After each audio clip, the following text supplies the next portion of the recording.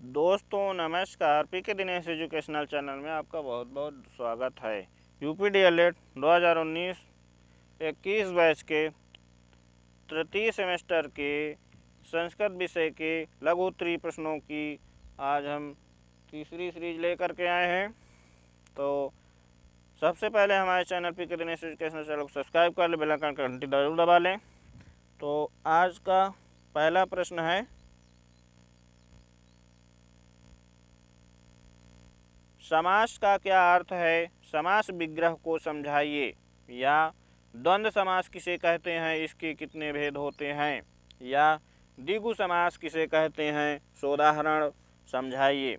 उत्तर है, समास शब्द का अर्थ है संक्षेप, अर्थात दो या दो से अधिक शब्दों के अर्थ में परिवर्तन किए बिना आकार में छोटा रूप प्रदान करना। भाषा में संक्षिप्त भाव और सुंदरता लाने के लिए समास का प्रयोग किया जाता है। दो या दो से अधिक सार्थक शब्दों को मिलाकर एक समस्त सार्थक शब्द स्वतंत्र शब्द बने तो उसे समास कहते हैं। जैसे शुष्क पत्राणि, नव पुष्पाणि, मधुर स्वरै। समास विग्रह, समास के शब्दों को अलग अलग करके लिखना समास विग्रह कहलाता है। जैसे शुक्राणि, पत्राणि, नवानि पुष्पाणि, मधुरैः स्वरैः। समास विग्रह करने की दूसरी विधि इसी प्रकार है। शुष्काणि चतानि, पत्राणि नवानि चतानि, पुष्पाणि मधुरः चाषः, स्वरः मधुर स्वरः तै। समास विग्रह करते समय प्रथम पद को विभक्ति युक्त करके लिखा जाता है। समास के भेद। संस्कृत में समास 5 प्रकार के होते हैं। समासः पंचधा। पहला है केवल समास, दूसरा है द्वंद्व समास, तीसरा है तत्पुरुष समास, चौथा है बहुब्रीहि समास, पांचवा है अव्ययी भाव समास। द्विगु तथा कर्मधारय समास तत्पुरुष समास के ही भेद माने जाते हैं। यहाँ प्रमुख समासों का परिचय दिया जा रहा है। पहला है द्वंद्व समास, 4 थे द्वंद्व। इस समास के दोनों ही पद प्रधान होते हैं। दोनों पदों के संबंध जोड़ने के लिए चा का प्रयोग किया जाता है। द्वंद्व का अर्थ है दो, जैसे पितरौ, माता चा पिता चा, राम कृष्णौ, रामश्चा कृष्णश्चा। द्वंद्व समास के भेद। द्वंद्व समास 3 प्रकार के होते हैं। इतरेत्तर द्वंद्व, समाहार द्वंद्व, एक शेष द्वंद्व।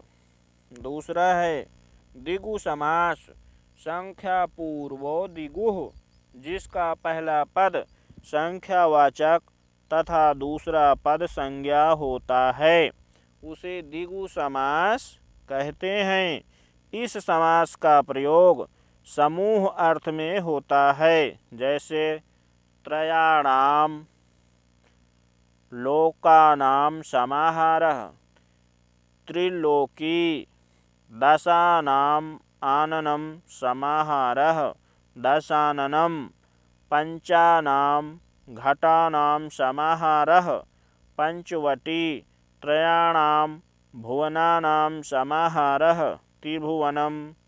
इसके 3 भेद माने जाते हैं। समाहार, तद्धितार्थ तथा उत्तर पद द्विगु। तीसरा है कर्मधारय समास, जो सामसिक पद विशेषण विशेष व उपमा उपमेय से मिलकर बनते हैं, वे कर्मधारय समास कहलाते हैं। इसमें दोनों पद प्रधान होते हैं तथा एक समान विभक्ति एवं वचन वाले होते हैं। जैसे नीलकमलम, महाजनः, महापापः इत्यादि इसे समानाधिकरण तत्पुरुष भी कहते हैं। कर्मधारय समास के 4 रूप होते हैं। पहला है विशेषण कर्मधारय, दूसरा है उभय पद विशेषण कर्मधारय, तीसरा है रूपक कर्मधारय, चौथा है उपमान कर्मधारय। चौथा है तत्पुरुष समास। प्रायेणोत्तरपद प्रधानः तत्पुरुष। तत्पुरुष समास में उत्तर पद प्रधान होता है। प्रथम पद में द्वितीय से लेकर सप्तमी तक की विभक्तियां लगती हैं। इसका विग्रह विभक्ति के अनुसार ही किया जाता है, जैसे राजपुत्रः, राजमंदिरम आदि। तत्पुरुष के भेद। तत्पुरुष समास के द्वितीया से लेकर सप्तमी विभक्ति तक 6 भेद हैं। द्वितीया तत्पुरुष, इसके पहले पद में द्वितीया विभक्ति का प्रयोग होता है। उत्तर पद में क्वत प्रत्ययंत होता है, जैसे गजम आरूढ़ः, गजारूढ़ः, शरणं धन आपन्नः, शरणापन्नः, कृष्णधन श्रितः, कृष्णाश्रितः, ग्राम धन गतः, ग्राम गतः।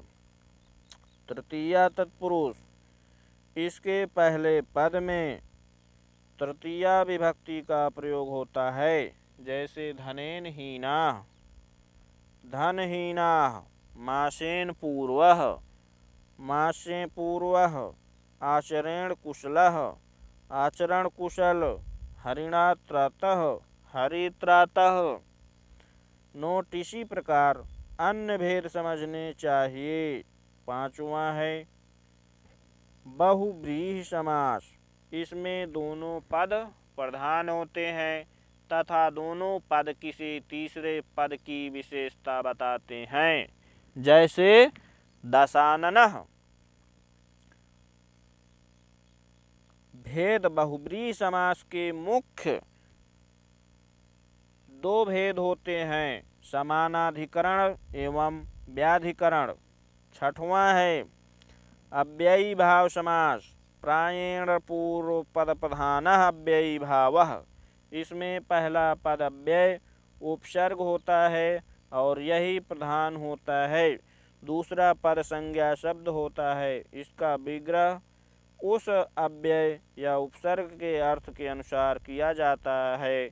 समस्त पद नपुंसक लिंग एक वचन में होता है। इसके रूप नहीं चलते हैं। यह विभिन्न अर्थों के लिए प्रयोग किया जाता है, जैसे विभक्ति अधिधन हरौ इति बराबर अधिहरि। समीप्य समीपता, कृष्णस्य समीपम उपकृष्णम। समृद्धि संपन्नता, मद्राणाम समाधि समुद्रम। अभाव न होना, निर्मक्षिकाणाम अभावः निर्मक्षिकम। शब्द प्रादुर्भाव के अर्थ में इति हरि शब्दस्य प्रकाशः इति हरि। योग्यता, योग्य होना, अनुगुणस्य योग्यम अनुगुणस्य।